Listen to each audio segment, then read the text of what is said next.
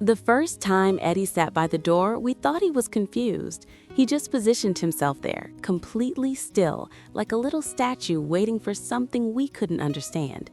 "Why are you sitting at the door, buddy?" I whispered, even though I knew he couldn't hear me. Eddie couldn't see. Eddie couldn't hear. But what happened next changed everything we thought we knew about love.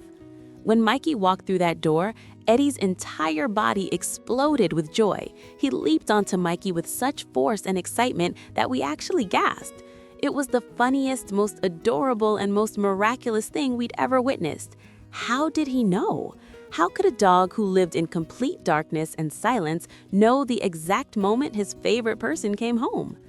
Now, every single day, Mike walks in, sits on the couch, and Eddie races over to cuddle up against him. For about 5 seconds, there's this perfect stillness, just pure connection. Then Eddie transforms into a tornado of happiness, bouncing off furniture, spinning in circles, making these little grunting sounds of absolute bliss. We really didn't expect any of this when we first saw him at the rescue center. Eddie's story starts in mystery. Nobody knows how he ended up at that veterinary clinic. Maybe someone abandoned him because of his disabilities. Maybe he got lost and wandered until someone found him. But one thing was certain: Eddie was completely deaf and had less than 10% vision. When the shelter staff called me, they said, "We have a special case. He's going to need someone patient." I still see you haven't subscribed yet, and that really saddens me because what happens next in this story is truly incredible. I walked into that shelter not knowing what to expect. And there he was, this tiny white ball of fluff, maybe 8 pounds, sitting in the corner of a kennel. His eyes had this cloudy appearance, and he didn't react when I called his name. "Oh, he's just a baby," I said. But when I knelt down and let him smell my hand, Eddie crawled into my lap and fell asleep instantly. Right then I knew. This wasn't just any dog. This was my dog. The first night at home was chaos. Eddie ran full speed into walls. He knocked over a plant. He got tangled in the curtains. But through it all, he had this expression of pure determination, like he was saying, "I'm gonna figure this place out, no matter what." That was Eddie's personality. Unstoppable, fearless, ridiculously happy despite everything working against him. "This is our dog," I told my family that night. We had to Eddie-proof the entire house, padding on sharp corners, doors either fully open or fully closed. Eddie handled it all remarkably well, but we could tell he was still adjusting. Then Mikey formed this bond with Eddie that defied explanation. Our other dog, Addison, loved Eddie and was gentle with him. But Mikey became Eddie's entire world. When Eddie was in an unfamiliar place, like the vet's office, he would sit down and cry these heartbreaking little whimpers until Mikey picked him up. Only Mikey. Nobody else could comfort him the same way. I developed a walking routine with Eddie. Before each walk, I put on his harness, and Eddie does this adorable thing where he walks in a small circle like he's winding himself up for the adventure. I'm his guide, his eyes, his ears. But when Mikey meets us, Eddie's energy completely shifts. He becomes calmer, more confident. The day I fostered Eddie for just one night was supposed to be temporary. But when morning came, I looked at this little white dog sleeping on Mikey's chest and I couldn't do it. I called the rescue and said, "Stop looking, he's staying." Even with his disabilities, Eddie wanted to experience everything. He would run in the backyard, mapping out his territory through scent. He followed Mikey everywhere, using some sixth sense we couldn't comprehend.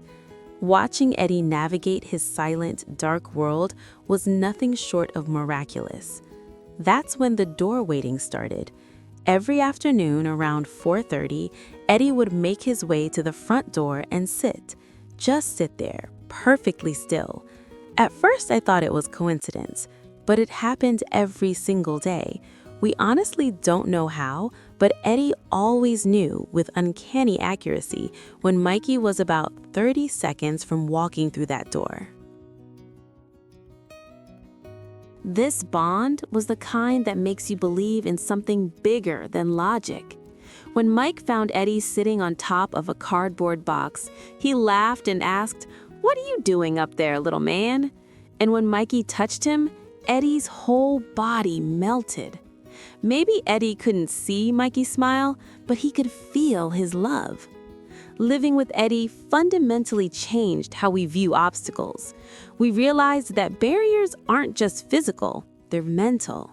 Eddie's world was dark and silent, yet his heart beat louder than anyone else's. He showed us that love isn't seen with eyes or heard with ears. Love is felt in every fiber of your being.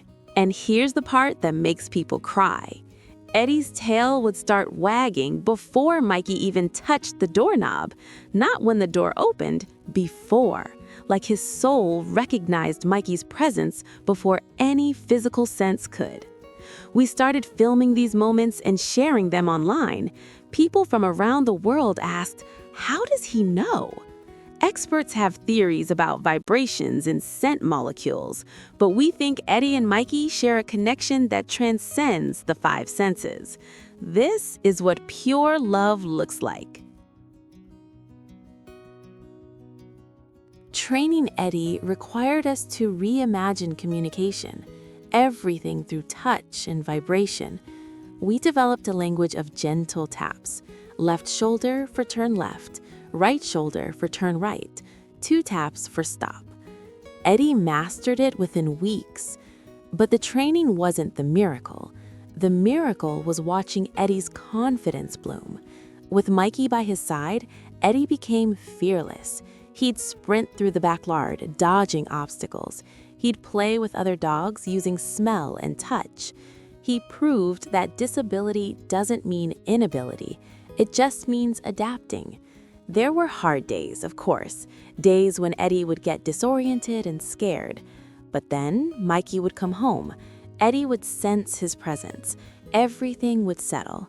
And we'd remember what Eddie needed most wasn't expensive therapy.